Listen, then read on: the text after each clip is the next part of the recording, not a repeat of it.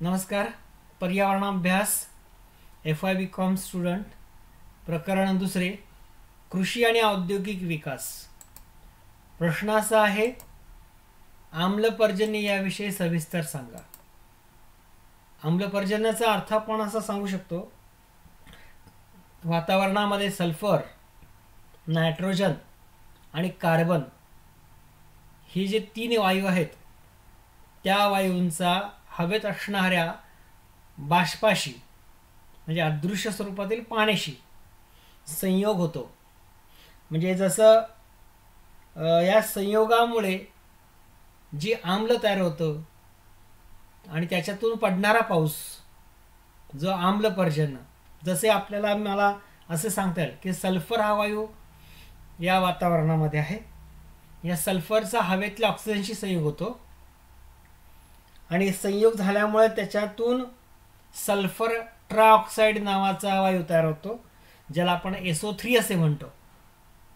या सल्फर ट्रायऑक्साईडचा हवेतील बाष्पाशी जर संयोग झाला तर त्याच्यापासून सल्फ्युरिक ॲसिड बनते.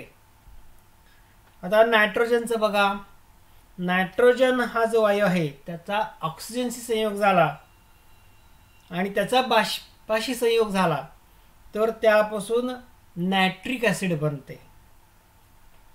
तर कार्बनचं पण तसंच आहे. कार्बनचा हवेतील ऑक्सिजनशी आणि बाष्पाशी संपर्क आला तर कार्बनिक ॲसिड तयार होते. या तीनही पैकी कोणतेही ॲसिड पावसाच्या पाण्याबरोबर जमिनीवर पडल्यास त्यास आम्लपर्जन्य असे म्हणतात.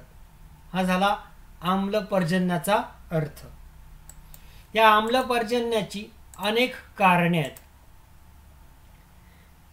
मग या कारणामध्ये वातावरणातील sulphur dioxide, sulphur trioxide, nitrogen oxide, carbon dioxide ही जी संयुग आहेत त्या संयुगाचा बाष्प आणि ऑक्सिजनशी संयोग झाल्याने निरनिराळ्या प्रकारची आम्ल तयार होतात.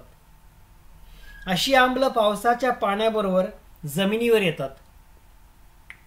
त्यालाच आपण आम्लपर्जन्य असे म्हणतो. या आम्लपर्जन्याच्या निर्मितीची कारणं ती बहुतेक करून मानवनिर्मित आहेत. त्यातलं पहिलं कारण आहे मानवनिर्मित कारण प्रदूषण. आता प्रदूषण म्हणजे आम्लपर्जन्याला कारणीभूत ठरणारं एक महत्त्वाचं कारण आहे मानवी प्रदूषण. बघा, आपल्या आजूबाजूला अनेक वाहने असतात, कारखाने आहेत. या कारखान्यामध्ये जे इंधन वापरलं जातं त्या इंधनातून सल्फर आणि नायट्रोजन ऑक्साईड हे वायू वातावरणात सतत टाकले जात असतात आणि त्याचा वातावरणातील इतर वायूंशी संपर्क येत असतो आणि या वायूंमुळे सर्वात जास्त सल्फ्युरिक आम्ल आणि नायट्रिक आम्लाची निर्मिती होते. ही जी आम्ल आहेत ती पावसाच्या पाण्याबरोबर जमिनीवरती येतात. हाच आम्लपर्जन्य. दुसरं कारण आहे नैसर्गिक प्रक्रियेतून निर्माण होणारी वायू प्रदूषके. प्रदूषके म्हणजे ज्यानं प्रदूषण होतं त्याला प्रदूषके असे म्हणतात. आता ज्वालामुखीचा उद्रेक असेल, त्या ज्वालामुखीच्या उद्रेकातून अनेक प्रकारचे पृथ्वीच्या पोटातील वायू वातावरणात मिसळत असतात.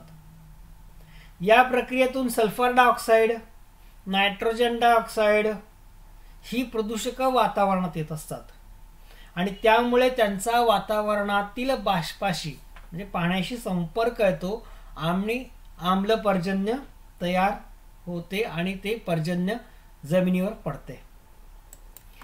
तिसरं, जीवाश्म इंधनाचे अपुरे ज्वलन. आपल्याला माहिती आहे की आपल्या आजूबाजूला आपण इंधन म्हणून अनेक गोष्टींचा वापर करतो, जसं कोळसा असेल, खनिज तेल असेल, पेट्रोल असेल. यांना जीवाश्म इंधन असे म्हटले जाते. याचं जर अपुरं ज्वलन झालं तर त्याच्यातून सल्फर ऑक्साईड आणि नायट्रोजन सारख्या ऑक्साईडची निर्मिती होते. याचा वातावरणातील बाष्प आणि ऑक्सिजनशी संबंध जर आला तर त्यातून पाऊस पडतो. आता हे जर आपण बघितलं या ठिकाणी की आम्लपर्जन्य त्याची कारणं कोणती. मग या आम्लपर्जन्याची जशी कारणं आहेत तसे त्या आम्लपर्जन्याचे काही परिणाम आहेत. हे परिणाम कोणाकोणावरती होतात? तर वनस्पतींवर होतात. म्हणजे आम्ल पर्जन्याचा वनस्पतीच्या वाढीवर परिणाम होतो. जमिनीतील पोषक घटक जे आहेत ते आम्ल पर्जन्यामुळे नष्ट होतात आणि त्यामुळे वनस्पतीच्या वाढीवर विपरीत परिणाम होतो. म्हणजे वनस्पतींच्या खोडावर जर हे आम्ल पर्जन्य पडलं, पानांवर पडलं, तर पानांना डाग पडतात किंवा पानाला छिद्र पडतात आणि त्यामुळे ती झाडं मरू शकतात. म्हणजे आम्ल पर्जन्यामुळे वनस्पती मरू शकतात किंवा त्यांची अन्न निर्मितीची प्रक्रिया थांबू शकते.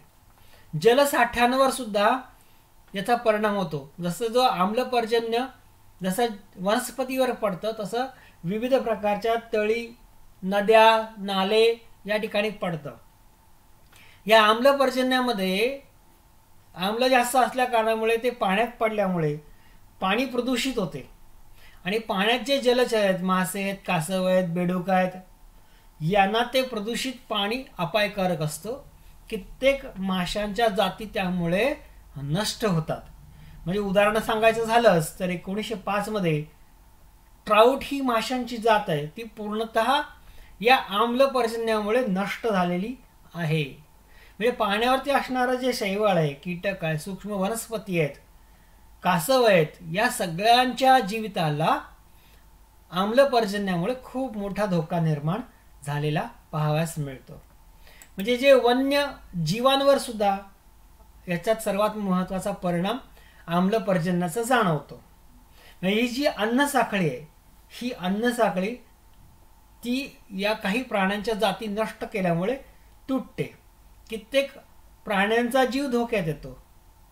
मग या सगळ्या धोक्यात येणाऱ्या जीवांचा परिणाम आपल्याला पाहावयास मिळतो. पुढे पिकांवर होणारा परिणाम. आपल्याकडे आम्ल पर्जन्यामुळे आपल्या देशाबरोबरच युरोप किंवा अमेरिका या देशामधील जे अन्न उत्पादनाचं प्रमाण आहे ते दरवर्षी घटत आहे. प्रतिवर्षी $5 कोटी इतके उत्पन्न युरोप आणि अमेरिकेत घटून जात आहे. जमिनीवरती जे आम्ल आहे त्यामुळे कित्येक पिकांना बुरशी लागते किंवा वेगवेगळ्या प्रकारची कीड निर्माण होते आणि हा एक सर्वात महत्त्वाचा परिणाम आपल्याला सांगता येऊ शकतो. जमिनीवर होणारा परिणाम. आता जमिनीवर विविध पोषक घटक आहेत. हे पोषक घटक जे आहेत ते वनस्पतींच्या वाढीसाठी पोषक आहेत. मग याच्यावर आम्ल पर्जन्य पडल्यामुळे ते नष्ट होतात. म्हणजेच काय होतं तर जमिनीचा कस कमी होतो. शिवाय आम्ल पर्जन्यामुळे अनेक विषारी पदार्थ निर्माण होऊ शकतात आणि ते जमिनीवरती आल्यामुळे पिकांच्या वाढीसाठी किंवा इतर वनस्पतींच्या वाढीसाठी अतिशय घातक असतात. आम्ल पर्जन्याचा जसा जमिनीवर, मृदेवर, जलाशयावर, प्राण्यांवर जसा परिणाम होतो तसा मानवी आरोग्यावरही परिणाम होतो. म्हणजे आम्ल पर्जन्याचे पाणी जलाशयात मिसळते आणि मग ते पाणी प्यायल्यामुळे आपल्याला सुद्धा, मानवाला सुद्धा त्याचा परिणाम वेगवेगळ्या प्रकारचे आजार जसे ॲसिडिटी सारखे आजार किंवा इतर आजार निर्माण होतात. जसं दम लागणे, फुफ्फुसाच्या कार्यात अडथळा म्हणजे किंवा हृदयरोग अशा प्रकारचे आजार मानवाला होतात कारण आपण ॲसिडयुक्त पाणी, आम्ल पर्जन्याचं पाणी पित असतो. म्हणजे या आम्ल पर्जन्याचा परिणाम जसा मानवावरती होतो तसं ज्या जुन्या ऐतिहासिक वास्तू आहेत त्याच्यावरही होतो. म्हणजे किती छान दगडाची वास्तू असेल, हजारो नाही लाखो वर्षे टिकणारी वास्तू असेल तर त्याच्यावर सतत जर आम्ल पर्जन्य पडलं तर ती वास्तूसुद्धा नष्ट होऊ शकते. म्हणजे या वास्तूंवरती जसं संगमरवर आहे, चुनखडी आहे, विविध प्रकारचे धातू आहेत, कागद आहे, कापड आहे, विविध प्रकारचं चामडं आहे, यापासून बनवलेल्या वस्तूवरही सुद्धा आम्ल पर्जन्याचा परिणाम होतो. ज्या वास्तू दीर्घकाळ टिकणार आहेत त्या लवकर नष्ट होतात. या ठिकाणी आपल्यासमोर जे मंदिर झाले त्या मंदिरावरती डाग पडलेले दिसतात बघा. हे सतत आम्ल पर्जन्य पडल्यामुळे ही छान वस्तू नष्ट होत चालली. आणि ह्याचं एक जिवंत उदाहरण म्हणजे जगातील आश्चर्यापैकी एक आश्चर्य आहे ताजमहाल. त्या ताजमहाल सुद्धा आता त्याचा रंग बदलत चाललेला आहे. म्हणजे हा परिणाम ऐतिहासिक वस्तूंवर आम्लपर्जन्याचा परिणाम आपल्याला सांगता येतो.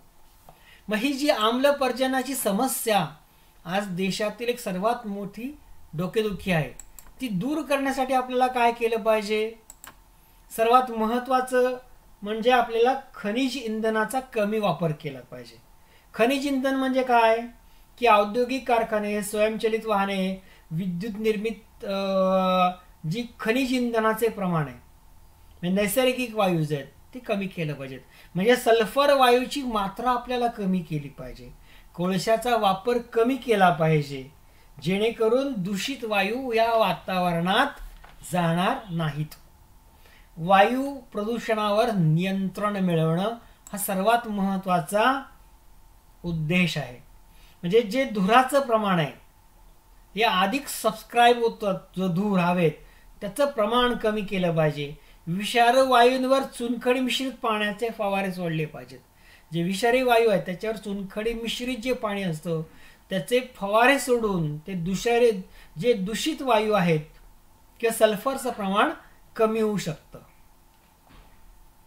किंवा NO2 ज्याला कार्बन मोनॉक्साईड किंवा हायड्रोकार्बन हे जे वायू आहेत यांचं विलगीकरण केलं पाहिजे. आणि ही सगळी अंमलबजावणी काटेकोर पद्धतीने केली पाहिजे. तिसरी गोष्ट म्हणजे लायमिंग पद्धतीचा वापर केला पाहिजे. म्हणजे आम्लाचे प्रमाण वाढल्याने कॅल्शियमचे प्रमाण कमी होते. म्हणजे कॅल्शियम असणं फार महत्त्वाचं आहे.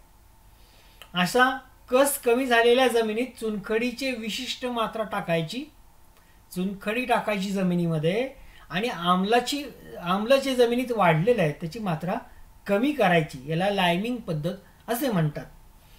ते जर केलं तर आपण आम्लपर्जन्याची समस्या दूर करू शकतो. आणि सर्वात महत्त्वाचं म्हणजे जलाशयातील पाण्याचा सामू किंवा समूह असं म्हणतात, त्याला pH असं म्हणतात, तो काय केला पाहिजे, तो वाढू नये म्हणून पाण्यातील कॅल्शियम कार्बोनेट टाकून पाण्याचा pH वाढवता आला पाहिजे.